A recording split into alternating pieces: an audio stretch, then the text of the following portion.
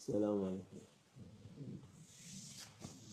أعوذ بالله من الشيطان الرجيم. بسم الله الرحمن الرحيم، والصلاة والسلام على رسولنا محمد سيد الأولين والآخرين. مدد يا رسول، مدد يا سادات أصحاب الرسول، مدد يا شيخ الدستور مولانا شيخ الله فاز حسن شيخ محمد حقان مدد. طريقتنا الصحبة والخير في الجميع.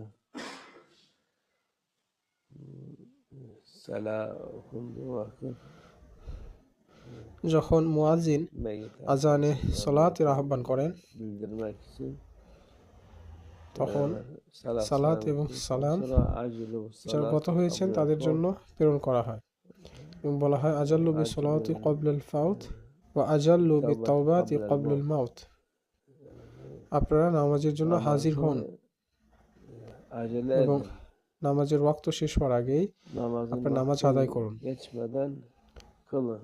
আর আপনি যদি সময় মতো নামাজ পড়তে সক্ষম না হন তাহলে কাজা নামাজ আদায় করুন, কিন্তু কখনোই নামাজ ছেড়ে দিবেন না, কারণ কোনো কিছুই নিরর্থক নয়।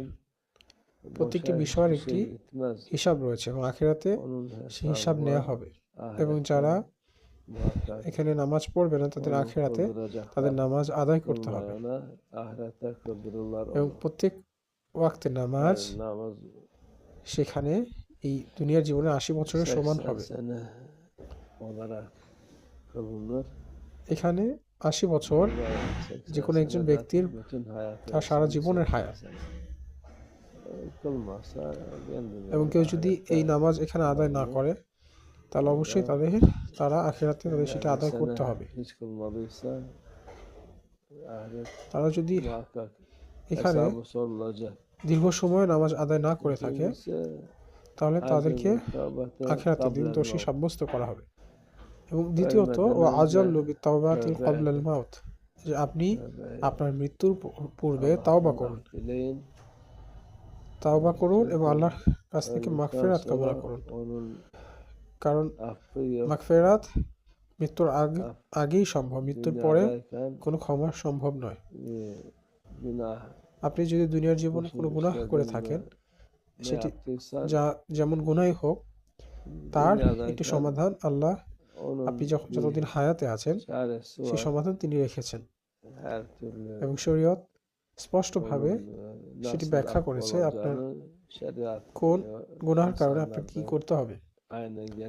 তো জরুরি বিষয় সেটা হলো তাওবা করা এবং ফিরে আসা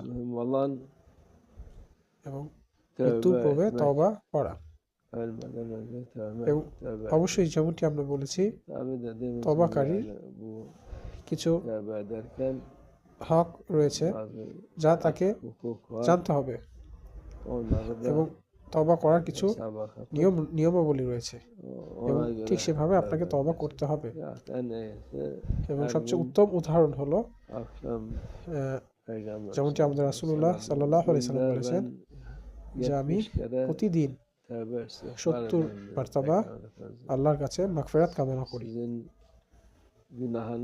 যখন সাহাবীরা বললেন যে আপনার তো কোনো গুনাহ নেই, আল্লাহ আপনাকে কোনো গুনাহ ছাড়া সৃষ্টি করেছেন, তখন তিনি সাল্লাল্লাহু আলাইহি সাল্লাম বললেন যে আমি আল্লাহ আযজা ওয়া জাল্লার সেমন আবেদ হতে চাই যে আল্লাহ আযজা ওয়া জাল্লার প্রতি শুকরিয়া জ্ঞাপন করে। সুতরাং আমরা তাওবা করার মাধ্যমে আল্লাহ জাল্লা জালালুহুর কাছে আমাদের শুকরিয়া আদায় করি। সুতরাং এটি অবশ্যই জরুরি যে আমরা প্রতিনিয়ত আল্লাহ আযজা ওয়া জাল্লার কাছে আমরা তাওবা করি যেন আমাদের কোনো গুনাহ আখিরাতের জন্য আমরা দায়ী না হই আমাদের গুনাহের কারণে। সুতরাং যেন কোনো কিছুই আমাদের গুনাহ হিসাবে দুনিয়াতে না থাকে। ফলে তওবা একটি গুরুত্বপূর্ণ ইবাদত, যেমনটি নামাজ ঠিক অনুরূপ তওবা একটি গুরুত্বপূর্ণ ইবাদত। অনেক মানুষ মনে করে যে তারা যা করছে তার কোনো হিসাব হবে না এবং তারা কোনো কিছুর সম্মুখীন হবেন না এবং তারা সকল ধরনের নোংরামি এবং শয়তানি কাজ করে থাকে এবং এসব করার মাধ্যমে তারা মনে করে তারা সুরক্ষিত আছে, কিন্তু কেউ সুরক্ষিত নয়। যখন আপনি তওবা করবেন কেবল তখনই আপনি সুরক্ষিত। কিন্তু আপনি যদি আপনার গুনাহ প্রতিহত করতে থাকেন এবং গুনাহতে দায়ীম থাকেন, তাহলে আপনার পরিণতি খুবই ভয়াবহ হবে।